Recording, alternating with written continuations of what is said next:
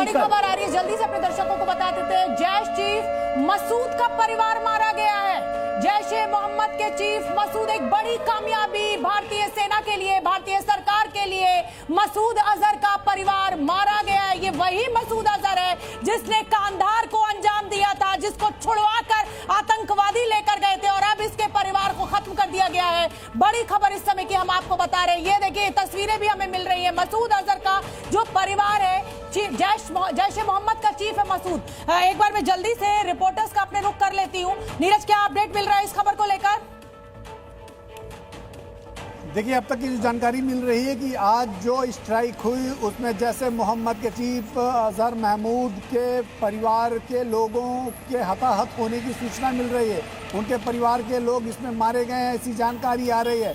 फिलहाल जो स्ट्राइक हुई है, सबसे बड़ी खबर यही है कि अजहर महमूद के परिवार के कई लोग उसमें मारे गए हैं। तो सेना को एक बड़ी कामयाबी मिली है। अजहर महमूद जो जैश ए मोहम्मद का चीफ है और लगातार आतंकी गतिविधियों में शामिल रहा है, भारत में उसमें कई बड़ी अहम घटनाओं में उसकी संलिप्तता रही और वो इंटरनेशनल आतंकवादी है। उसको यूएन से भी उसके नाम का एक तरह से यूएन के लिए रूपेन कत्याल, मैं रूपेन कत्याल का नाम नहीं भूली हूँ। वो रूपेन कत्याल जिसको कंधार में जब हाईजैक किया गया था, भारतीय विमान उसमें मार दिया गया था इन आतंकवादियों के द्वारा। और ये जो आपको अजहर मसूद दिखाई दे रहा है, ये वही नापाक चेहरा है जिसको छुड़ाया गया था। तो आज कहीं ना कहीं 50% ही सही, लेकिन बदला जरूर पूरा किया गया है। दीपक बोरा, कुछ कहना चाह रहे हैं आप?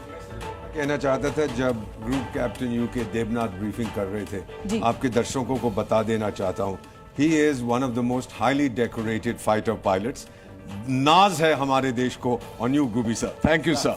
कितनी अच्छी तरह से इन्होंने समझाया कि क्या किया था। अब बस पाकिस्तान में जो हम कर्मा की बात करते हैं, लेकिन प्रधानमंत्री की बात सुन लीजिए।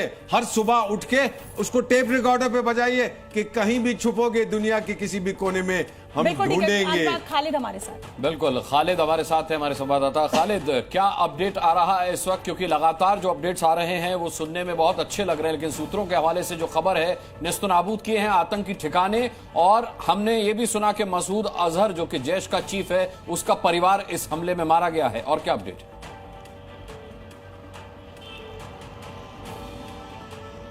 देखिए, बिल्कुल जो टारगेट्स किए हैं, जिस तरह से प्रेस कॉन्फ्रेंस हुई है, अगर कोटली गोरखपुर की बात करें या कोटली अब्बास की बात करें, सैयदा बिलाल की बात करें, कोटली गोरखपुर की बात करें या मुरीद की बात करें, तो ये वो जगह हैं जहां पर खासकर मुरीद की बात करें तो जैश का वहां गढ़ रहता है और भावलपुर में लश्कर का गढ़ रहता है। तो दोनों जगह जो है उन्हीं को स्पेसिफिक टारगेट बना के ये 9 टारगेट्स बनाए गए हैं, जहां टॉप रैंकिंग जो टेररिस्ट थे उनको वहां पर जो है उनको निशाना बनाया गया है।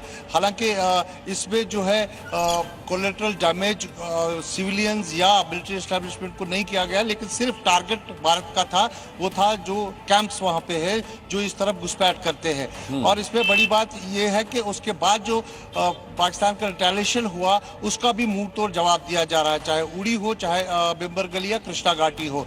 हालांकि एहतियात के तौर पर हम यहाँ जो नियंत्रण रेखा से सटे खालिद हमारे साथ रजत बोरा भी जुड़े हुए हैं। रजत, अगर अजहर मसूद के परिवार के 14 से 15 लोग मार दिए गए हैं, ये खबर हमें मिल रही है, तो मुझे लगता है कि आज दिल को ठंडक पड़ी होगी। उस रूपेन कत्याल का बदला लिया गया जो एयर इंडिया के प्लेन में, जिस एक वो भी न्यूली वेडेड थे, दीपक सर, वो भी न्यूली वेडेड बच्चे थे, उसमें रूपेन कत्याल की डेड बॉडी हमें मिली थी। आज उसी अजहर मसूद के परिवार को खत्म कर दिया गया है।